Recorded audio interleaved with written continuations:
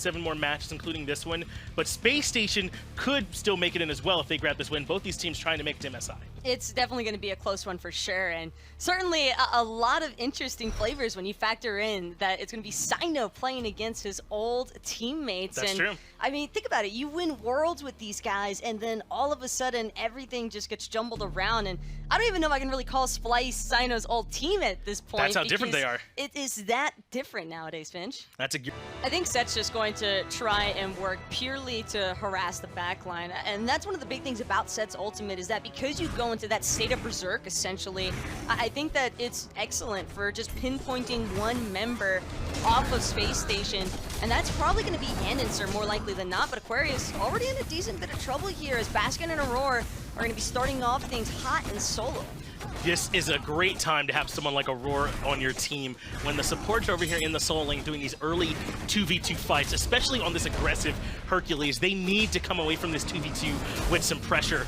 Baskin trying to find a little bit more damage, but cannot fighting point where they can fight around all this control that they've drafted. Scream starting to poke his head into Space Station's jungle, but those buffs have yet to respond just yet, and Space Station have had a relatively easy time so far. They're going under. Aurora getting some trouble though. Fear No Evil's gonna come out along with the overhand smash. Aurora trying to drive Shark away, but Andy's still looking to give chase. And that means it's time for Scream, but he can't quite catch up to Sino. Does try and send some damage over the wall with the skewer, but it will not land. Instead, the team falls back. That's not too bad, though, if you're on the side of Splyce. That also kind of signifies that Splyce has a lot of respect for what Space Station are doing. Now Space Station moving aggressively, trying to grab his XP heartbeats. It's Baskin that gets taunted in, and the Fear No Evil. A great dazzling offensive. Gets away from the control, sets up for a 3-man stun. Now it's Scream's turn, moving it close to Andy, into the Kingslayer. Tons of extra damage coming through. And what can you do when he sits on top of you? First blood, a double kill for Scream. Welcome back to the SPL. Baskin Scream still got it.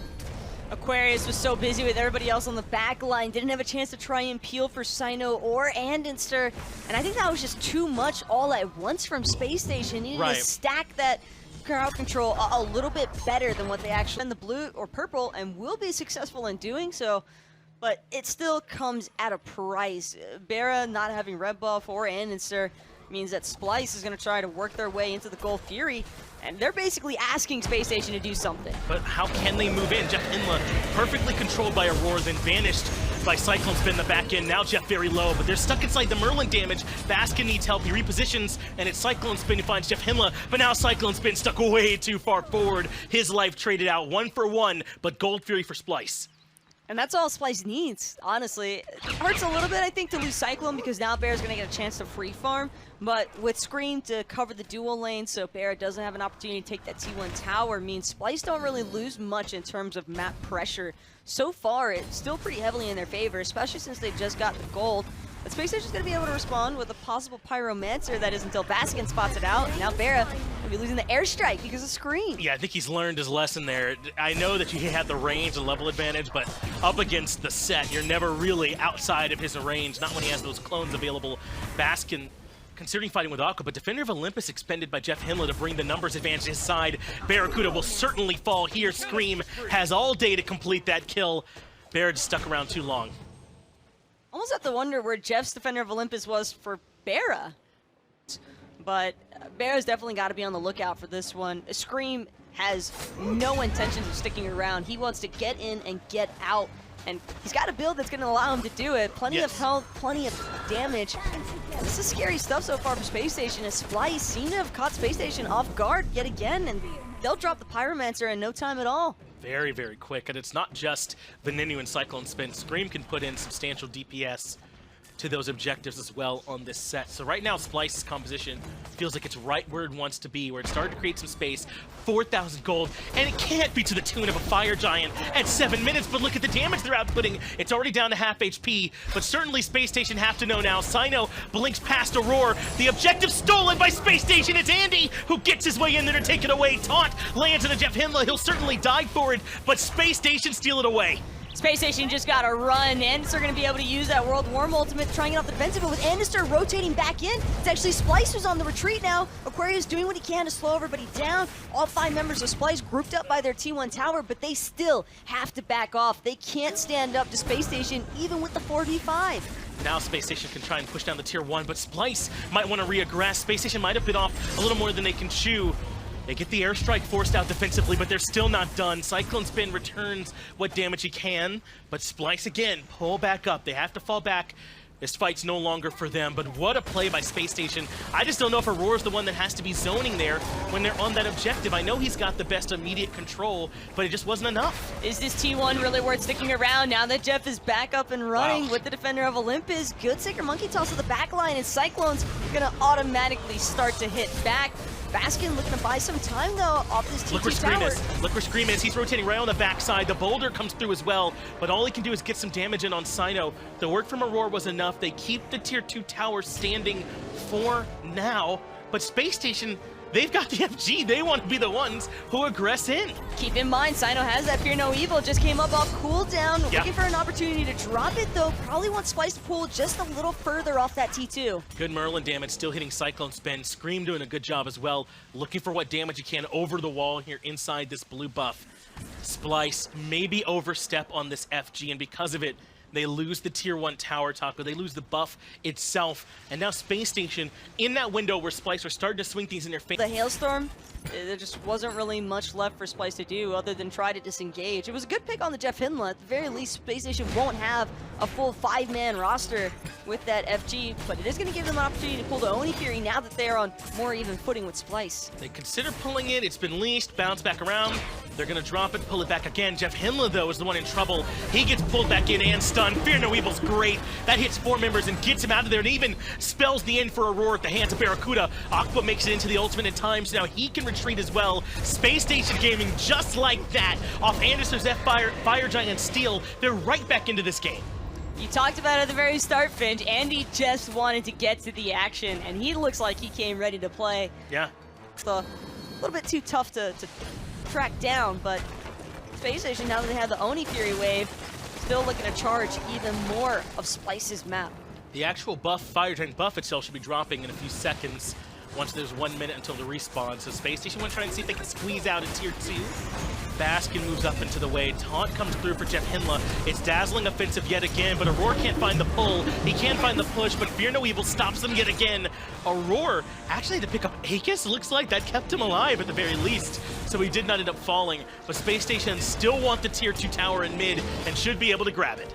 Splyce are just gonna take a chance to back off here with the Aurora being a little bit too low for comfort. Splyce know that it's just not worth the risk of losing someone when Fire Giant is at Amaterasu, and that was just one taunt from Jeff, taking down about 40% of Baskin's HP. And it costs him so little. This is what I'm talking about with non-committal setup. If Jeff Hinla can just taunt the front line a little bit when they step forward, then it's free damage for his team every time. Here it is once more, this time onto Aurora, and nothing has been used by Space Station for the most part. Aurora does make his way back out of there, but this is Scream's moment to shine. Goes to the back line and brings Anderson low, and Baskin completes the kill. He looks for a little bit more damage as well, and Sino now well below half HP. Splyce are the ones that control the FG pit. Aquarius might end up joining Anderson back in the fountain. No, in fact, he will join Anderson as Cyclone Spin collects the secondary pick there for Splyce, and now with only 3 members left to try and play defense and no Fear No Evil, Space Station are just going to forfeit this next Fire Giant. No opportunities for a steal here, and now Splyce are right back in the driver's seat, Finch. And I mean, kudos to Aurora for surviving, but Space Station has to finish that kill. Yes, they need to be able to pick Aurora in that situation, and Aurora makes it back out, and maybe Space Station should be a little bit more willing to pull a little bit more of the trigger, but that's the delicate balance they have to find.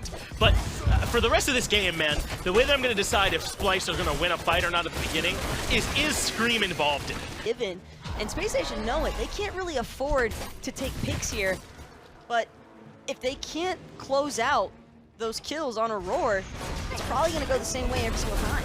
Aurora steps forward yet again, gets taunted, but he's still alive, pushes everyone back into the Fear No Evil. What a wraparound from Sino. That sets up for 2 early picks. In fact, make it 3. Barracuda finds Cyclone Spin on the right-hand side. Suddenly disaster now if you're Splyce. All Scream can do is try and fight his way through it. He is able to teleport back to one of his clones, but he is absolutely on the run now. What a big play from Sino.